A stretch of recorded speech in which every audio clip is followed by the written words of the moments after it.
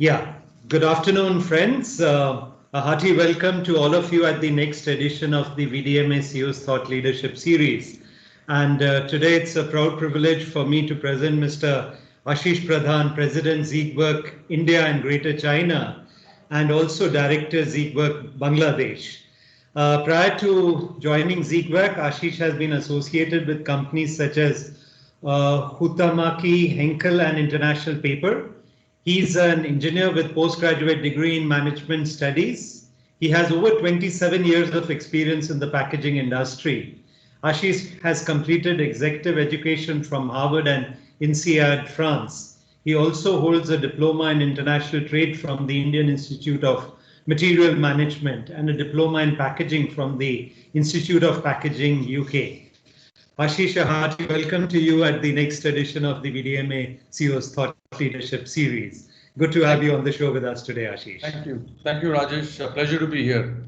Ashish, I think the last few months, if we look at, has been totally unprecedented. The events of the last 6 to 7 months have had a global impact on the global economy. People call COVID also the black swan of 2020 because of the impact on the global economy. Ashish, to begin, you are in charge of the Indian business, the Greater China business, as well as you're looking after the Bangladesh. May I just start with asking you what has been the impact of COVID-19 on Zeekwork in India, as well as in China, and maybe you could tell us about Bangladesh also. Yeah, sure, Rajesh. I think you're absolutely right in describing this whole COVID situation as a black swan event. So no one was prepared for it, right? So what a black swan event is something that you cannot really foresee, and it costed the economy of all countries a huge amount of damage because no one could predict it. We were not prepared for it. So let me go a little chronologically because let's say China was the first country to get affected with COVID-19. We all know what happened in China at the time of COVID, but what happened later on, what I see now on the ground, is that the economy has recovered quite well, and it's a reasonably sharp recovery on the domestic side. So the Chinese economy, as you know, Rajesh, has a large component of exports built into the GDP.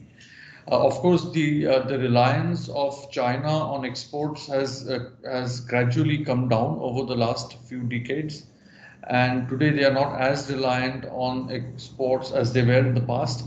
So to that extent, exports going down because of COVID has not impacted them as much as it could have. So the reality today is that the domestic consumption and domestic economy has bounced back pretty much to pre-COVID levels, whereas the export economy is down primarily because of a demand situation in developed economies like Europe and the US. And again, if you look at how it has impacted India, I mean, on the Indian side, we see clearly that the supply side is now stabilizing. It has stabilized quite an extent.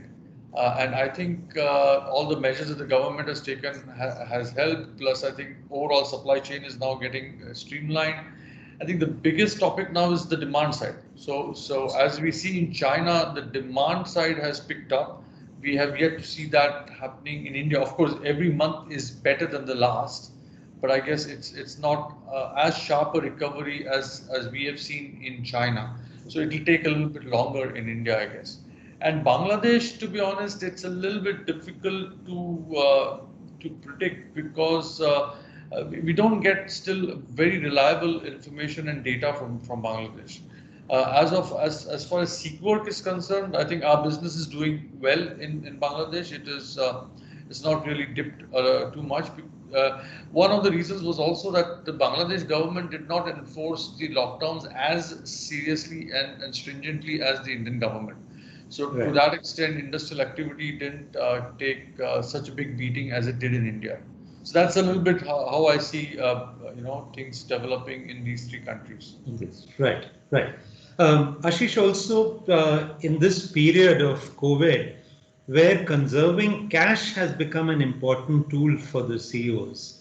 Sure. Now, because of this COVID impact, Ashish, is any of Ziegwerk's expansion programs or plans in India impacted to conserve cash? Are you looking at curtailing certain expenses here in India, Ashish? Yeah, I mean, good question, Rajesh. So if I look at it, Sequwork in India has been a successful company, a financially strong company, I would say. We've built a track record of being prudent in our investments, prudent in our market exposures. We have, of course, we have invested. I mean, if I look at what has happened over the past 5 years since I've been with the company, we have nearly doubled our size, and that cannot happen without investment. So, having said that, Sequwork is a conservative and I would say a company that takes calculated risks with the right amount of, let's say, balance between risk and opportunity. Right. So from that perspective, we were well placed when the crisis hit us. We were well provisioned. Let me put it that way, in a way, and that has helped us tide over this situation on from a working capital perspective quite well. Our clientele is really very professionally managed companies, plus very strong owner managed companies who are very ethical. So our client base is very strong. They have supported us brilliantly, and we in turn have supported our suppliers also very well. So from a working capital front, I think we were okay from let's say collections or receivables perspective. Our top line suffered, of course, like everyone else did, but we recovered much sharper because we are associated with the packaging industry. So it's not so the packaging industry recovered, and on the back of that, we saw a strong recovery for Sequwork. Now coming to the capital expenditure side, right? So on the revenue expenditure side, we did not cut anything. So whether it was salaries, increments, bonuses, nothing. Everything was, we didn't cut a single job. In fact, we kept hiring. And so what does that tell us, Rajesh? That tells us that Sequwork is looking at the long-term future of the Indian economy, the packaging industry, and hence Sequwork's presence in India in a very positive light. So we've not let's say we have cut costs in areas where we wanted to improve efficiency, but we haven't cut costs where we had to let go of people and stuff like that. And the same philosophy then spills over to capital expenditure. And we are investing quite heavily into our Bhiwadi facility. We are increasing the capacity of our solvent-based inks by about 50%, and that investment is going on as planned. No cutting back. So in the end, I would say Sequwork is looking at this event as a temporary setback, but it is not dampened our long-term outlook for either the country's economy or the packaging industry's outlook. So I think we are still very positive about it, and we continue to invest as per plans. Right. That's very impressive, Ashish, because under these present circumstances, normally you hear of companies trying to cut salaries or trying to save on the cost. But as you said, you've not. In fact, you've been hiring more people. So I think compliments on that. I think it's really talks of the strong culture at Ziegwerk, Ashish. Yeah. Thank you very much, Rajesh. Right. Ashish, also one of the lessons from COVID has been the supply chain disruptions. That is what the first thing when the COVID hit China taught us. Also, it is telling us perhaps that the suppliers have to be closer to the consumers in the future. I heard one of your interviews where you said that almost your imports are about 50%. of that, about 30 to 40% is coming from China. So as we go ahead, Ashish, are there any plans of CQAC to mitigate these supply chain disruptions in the future? Are there any thinkings on this line to already, of course, you have a good percentage of localization, but are you trying to mitigate the risks in the future, Ashish? Yeah, I think I would look at it from a slightly different perspective. I would not look at it from a perspective of being focused only on China-related supply chain risks. And to be fair, actually, when if you look at the period when we were the most hit with the COVID crisis, the supply chain challenges came primarily out of domestic movement of material, and not so much out of China. Okay. Therefore, at least for us, so the main let's say the challenge was to move raw materials from the port to our plant. The challenge was to move finished goods from our plant to our customers or to our warehouse. So I wouldn't say that we suffered greatly because of our reliance on China for let's say the upstream supply chain. Having said that, COVID has taught us one thing, Rajesh, that it is important to look at supply security. So, in the past few, let's say, decades, the entire, let's say, focus of corporates, global corporations, has been on how we could get more and more cost efficient when it came to upstream supply chain, right? And to the extent that that people started, corporates started bundling all their let's say requirements and trying to get more synergies in terms of volume discounts and stuff like that. But here now, I think COVID has told us that there's always a balance. You can't go to an extreme and to squeeze out every drop from the lemon, so to say. You need to leave maybe a few drops in the lemon to make sure that in the end you do get your lemonade. Otherwise, you may not get your lemonade at all. So from that perspective, what we have analyzed, what we try to do is analyze how are we, let's say, positioned in terms of our supply security. So it's not necessarily China. It could be from other parts of the world where we have seen that are we single source supplier situation in this particular material, or let's say what is the kind of risk profile a particular country has in these kind of situations.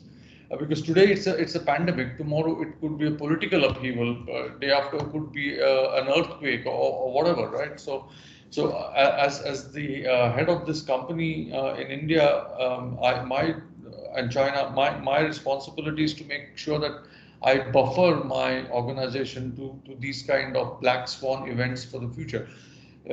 The best part or the worst part for black swan event is that there could always be another black swan event, because you just cannot predict it. Just because this black swan event happened once in 100 years, the next one could happen tomorrow. So, absolutely. Ashish, I wanted also a little feedback from you. Do you feel the Indian government has been quite aggressively trying to attract businesses to move from China, or who are looking at alternate with that China plus one, where that plus one could be India also? Do you foresee investments coming into India because of this China plus one program or slogan? As well as, do you feel that, let's say, German companies would look at sourcing more from India than from China, as they have been doing in the years earlier, Ashish? yeah, I think that's a very valid point you're making, Rajesh. I think German companies are, at least in the chemical space, German companies are looking at sourcing more and more from India. There have been active, let's say, efforts to develop a supply base in India. And typically, I mean, the Indian infrastructure in terms of chemicals is far, let's say, limited as compared to what you have in China. Having said that, so there's a lot of effort going on to develop this whole supplier base. Having said that, the big thing that the government needs to do is really move much faster on infrastructure than it has so far. Of course, there are constraints in terms of fiscal deficits and how much the government can spend. But at the end of the day, I think we just have to be a little bit more risk taking and just roll out a massive program of infrastructure development, because that's really is what is holding us back at the moment. And the second part is, of course, the ease of doing business situation, where I think now the government is taking steps and passing laws which are making things a little bit easier for businesses to function. At this point of time, however, Rajesh, I think the plus one scenario, India is not figuring top of the list. I mean, I'm not talking about only German companies. I'm looking at a more holistic viewpoint. Countries like Vietnam have really stolen a march at the moment. Absolutely. Absolutely. Yeah. I think, as you rightly pointed out, Ashish, that's going to be one of the challenges for India. Because as per, I think, Nomura study done last year, Vietnam, Indonesia, Malaysia attracted many more companies rather than what India could do. Yes. Ashish, you mentioned about the point of skill deficit or skill development in India. Let me come to this point, Ashish.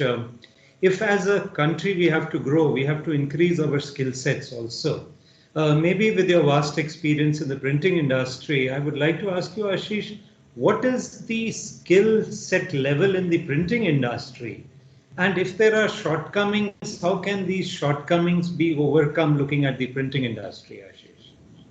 Yeah, I mean, Rajesh, printing industry has it's one of the I would say one industry that has really kept pace with the rest of the world in India. I mean, we in terms of the state of technology in India in printing, it's as good as what you get in Europe or in the US or Japan for that matter. So I think we've kept pace, which is good. Having said that, the big topic is really, in my view, is industry academia interaction. And I think the pace at which the industry has changed, I'm not so sure whether the academia has kept pace with it. Right? So the graduates that come out of these printing institutes may not be equipped with the latest technologies, latest, let's say, processes that are being used in the printing industry, and this is a gap that we need to bridge, and that's what I think personally, that there are not too many effort being made to get the academia in sync with the industry. I'll give you a small example. For example, where you have a printing process which is flexographic printing. Now, flexographic printing has seen tremendous amount of development in the last 5 years. I mean, today flexographic printing is now considered on par with a high quality printing process like rotogravure. Now, for that to happen, obviously the whole technology infrastructure or the technology, let's say, expertise in not only printing but all the associated accessories that go into printing, whether it is plate making, whether it is inks, whether it is the sticky bag that's used, or machinery, has seen a tremendous amount of change. And now what happens is that the graduates that come out are out of sync. And today, if I look at it, flexographic printing it would actually grow much faster in India, which is actually good for the Indian economy and for some other reasons which I might just touch upon later. But it is constrained by skill availability. Yeah, and that's a bottleneck. So flexographic printing, for example, is one of the printing technologies that is ideally suited for printing on polyethylene, which makes it a highly, let's say, sought after technology for sustainable structures in packaging. And if we can grow flexo technology much faster than gravure, then we move our whole economy more towards circularity, which is the need of the hour. But today we are constrained because there are not enough skilled flexo printing operators, supervisors, managers. The whole thing. Right. Right. I think this is a very valid point you've highlighted, Ashish, is the academia industry institutional collaborations that is required. I think that has been one of the success also of the German industry, is the Absolutely. strong linkage of the industry with the academia, so that projects, actually projects from the industry, are given to the academia and the R&D institutes, so that their development also helps the industry. So I think this is a very, very valid point you have raised, Ashish. Yeah. Ashish, coming back a little to COVID. Now, COVID has brought customer focus, again highlighted this customer focus, and safety also has gained a new meaning, a new relevance.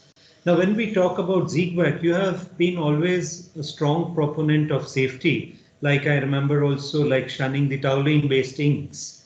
Do you feel that in the forthcoming period, customer and safety would gain a new dimension also at Ziegwerk? Absolutely, absolutely. I mean, this is something that you brought up, Rajesh. That is something very close to my heart, and I completely 100% believe in this. What COVID has taught us is that because it has thrown so much disruption in the whole system, there is no predictability. So this is the perfect VUCA world, as we call it, right? So everything's volatile, uncertain. We do not know what's going to happen tomorrow. It's complex, it's ambiguous. And how do you then try to make decisions in this kind of a scenario? I think the only way is to keep very close to customers and sense what's happening at their end, and you should be able to smell the dish before it is actually served to you on the table. Yeah, that's an analogy that I would like to bring on the bring to the fore here. So I think for us it's extremely important to be very close to customers and and even digitize that whole interface. So here, for example, we launched what we call as the customer portal. Now, customer portal is something where we give a user ID and a password to all our customers, and they log in and place an order digitally. So there is no human interface, and then they can track the order till it reaches their doorstep. It's a little bit like all the online portals that we have, which we commonly use as consumers, right? And so what do we do here? So we release the resources from our customers and at our customers end and at our end in Seekwork to do more value added stuff, to get into more technology based discussions, to get into more value added discussions rather than the customer picking up the phone and calling my person at Seekwork saying that where is my material, which is not now needed because now it's all available for him at his fingertip. So that's what I firmly believe, that we need to digitize our interfaces and get closer and closer to customers. We need to then change the way we have organized our internal systems to be able to respond to our customers' needs extremely fast, to anticipate customer needs. That's the other bit. So this whole customer piece is super important because there are no trends that or you can say, okay, I can see this trend happening for the next 5 years. I mean, it's not there any longer.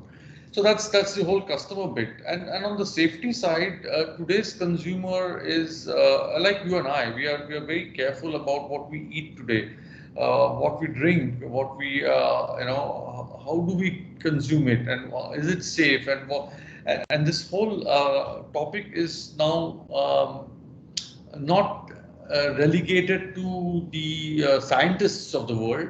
This topic has now percolated right down to the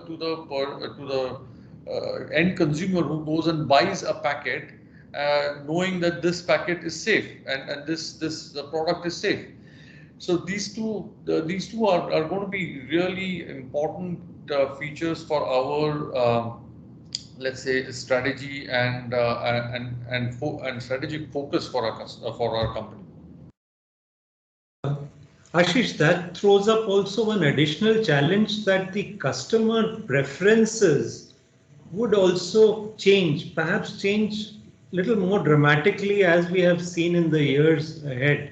So I think that is also going to be one of the challenges what companies would face. Spot on, Rajesh. I mean, there have been enough articles, at least 3 or 4 articles that I have read, where it is clearly predicted that customer or brand loyalty is on the wane.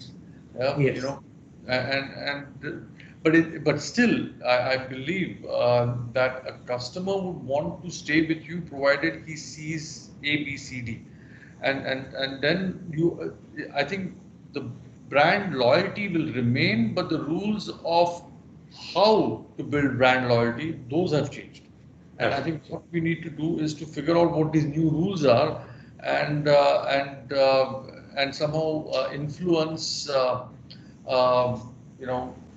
whole ecosystem in a way that your company like us for us work still remains top of mind recall for a customer when he's looking at let's say efficient packaging or efficient printing or safe printing or circular economy topics and so on and so forth. So that's how I see it, Rajesh. Right. Ashish, in one of the recent webinars, I heard Mr. Shiv Khera. He mentioned that history is a proof that when employment goes down, self-employment rises. And especially we are seeing in this COVID period where people are losing jobs. So what would be your advice or suggestion to young graduates, Ashish, who are looking to step into this world of employment presently?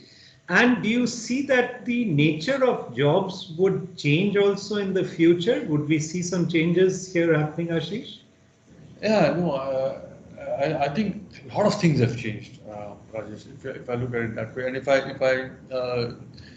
come back to the quote that you just mentioned here, I think I would agree, because at the end of the day, necessity is the mother of invention. Absolutely. And and if you look at, and this is the same thing that if you look at what had happened with the Indian economy, let's say in the pre-liberalization days, we still grew, though at a Hindu rate of growth, but we still grew in spite of all the constraints that we had as an industry, right? Yeah. And that showed that businesses come up with innovative solutions when they are faced with challenges. So and in the end, the end result is actually better. So I would say in this situation also we will see the same. So let me give you an example. This whole COVID has brought into focus a big mega trend called digitization. Right? Yeah. So we are all trying to digitize our processes. Right. Now, what does that mean? Does digitization mean job losses? Maybe, but the whole focus or the drive behind digitization is not job cuts. The drive behind digitization is to make us more efficient and responsive to our customers. Now, once you change this perspective, right, then automatically you open up avenues for employment of the right kind of people. So it is the right kind of people you want. You still want people. We are still hiring people, but maybe so if the kind of people I would have hired 6 months ago, I will not hire the same kind of people with the same background, with the same educational background or experience, but I will still hire people, right?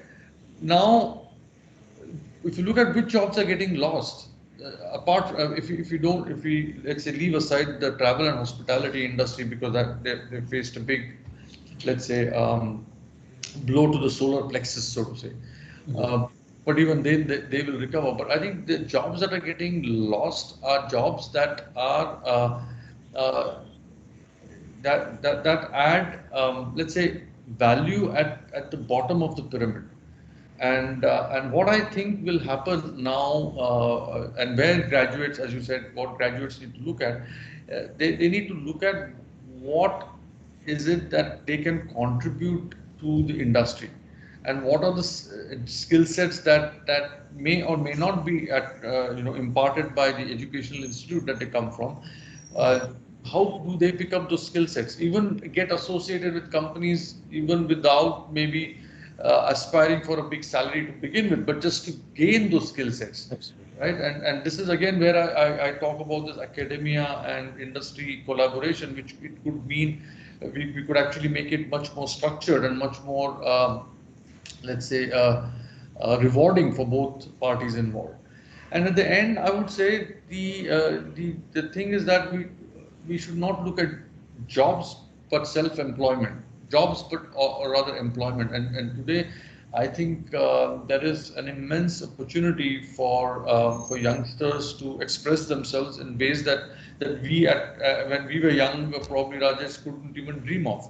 Absolutely. And that spirit of entrepreneurship, or that spirit of exploration, is something that I would encourage youngsters today to preserve and to even propagate. Right, right. Very valid point, Ashish. And if I may just add to it, I think like when Ola, Uber also came, there was a lot of apprehensions that the taxis, the traditional taxis, would suffer. And what we have seen, it has given, Ola and Uber has given possibility of self-employment, made self-entrepreneurs actually. So many people have got new. So it's exactly in sync with what you said. I think the nature of jobs are going to shift and the skill sets are going to change over the period of time. Yeah. Yeah. Yeah. Ashish, coming to the last question, I think the COVID is a test of leadership also. As you said, VUCA world, unprecedented circumstances. We have to rethink, reboot for the future. I would say we are all in the same storm, but in different boats, Ashish. So, what I would like you to highlight, Ashish, is 2 or 3 tips from your side, valuable tips how leaders can sail their boats in the stormy water of COVID, because I think this will be very, for our audience as well as for the CEOs of the German companies, this would be very useful, Ashish. Oh, that's a big question, Rajesh, and I will, I can, if I think, what could be 2 or 3 things that I would strongly recommend, and which I try to follow myself. Um, First and foremost, I think we have to be agile. We and that's a big challenge, because now I'm talking especially of CEOs, right? I mean, most of our ilk, and especially in German companies, in let's say conservative, not conservative, I would say conventional industries, and I'm not talking the new age industry. We are all typically in our mid 50s, you know. Right. We have seen a gradual change that has come through the industry. So this whole agility topic is very important, because it needs a completely different mindset to even accept, acknowledge, and adopt agility as the new mantra. Because what happens here, Rajesh, is that what is true today is not true tomorrow. So where is, I mean, we used to have 5-year plans. I mean, today it is difficult for me to predict what my sales are going to be next month. Absolutely. And how my customer is going to change, and what are going to be his challenges, because I have to preempt his challenges to be able to make myself, let's say, to put myself in a position that I could support him in his challenges, because if he is successful, then I'm successful. So I think agility of mind, make your mind flexible, and one very important point here in agility is to keep challenging your past success factors. Something has made you successful in the past, but that something may not make you successful in the future, and you at every step just keep challenging, is this really still the case, or do we need to relook and rethink the whole problem? It puts a tremendous stress on one's cognitive abilities, but I think that's the one big success factor, I would say. So agility of mind is one. Right. Of course, then agility is a big topic today, how you can make your organization structure more agile and so on and so forth. But without going into too much detail, I would say agility. Number two is customer centricity. I just touched upon this topic earlier. So I would say be as close to your customers as possible, and just try to help your customers succeed, even at short-term cost, which will help, but it will pay you multiple times in the future. Number two. And number three, in the end, I would say it's still people. It's still people. People are the ones who will differentiate you in the marketplace. And the right people with the right skill sets, the right attitude, and continuously investing in them to make them agile. Because at the end, if they are not agile, your organization cannot be agile. And investing in this whole people culture topic is so super important. And these are basics. I mean, this is not something which probably was also through pre-COVID times. It has also meant that it is it's even more important in the post-COVID times. And it's not rocket science. It's just coming back to basics, but just applying those basics with single-minded perseverance and conviction, and and just driving these things through. That's right. So if I may sum it up, Ashish, agility, customer centricity, and people. These are the three mantras from your side. That's what I go with. Right, right. And perhaps the last question, Ashish, if I may ask you, what is stress busters for you? How do you withstand or overcome stressful situations? What is the key here, Ashish? Okay. Maybe I'll give you an answer, but it may not be. It's a little unorthodox answer. But for me, honestly, I will not go into my techniques, but I mean, okay, for example, I meditate, right? But I think that's not the point. A lot of people meditate. I think for me, the big point is to understand what is stress. And in my view, stress is something that you experience and you feel when your outcome doesn't meet your expectations, or you think the outcome is not going to meet your expectations or your organization's expectations. So the thing is that if you want to eliminate stress, not manage, eliminate stress, you should not look at the outcome. If you don't look at the outcome, you don't have stress. So this is my personal belief, is that you focus on the process, focus on what you need to do, be mindful, be in the moment, do what you have to do with your total, let's say, consciousness, and leave the rest to let's say to God or to divinity, right. to the external factors, because you cannot control them. What you can control is what you do now. I mean, right now when we are talking, all I'm doing is just talking to you, Rajesh. I'm not worrying about what are my sales going to be in the month of October. Right. And I think that has worked brilliantly for me, and I swear by it. It's a life philosophy, actually. It's not so much about stress at the workplace. Right. Ashish, it's been an absolute pleasure interacting with you, and thanks for these valuable tips and feedback, Ashish. And on behalf of the German Engineering Federation, VDMA, wishing you, your team, and your family all the very best, and further wishing Zeekbag a lot of success in the Indian market, and looking to stay connected with you, Ashish. Thank you. Thank you, Rajesh. Thank you. Take care. Thank you. All the best. Bye-bye.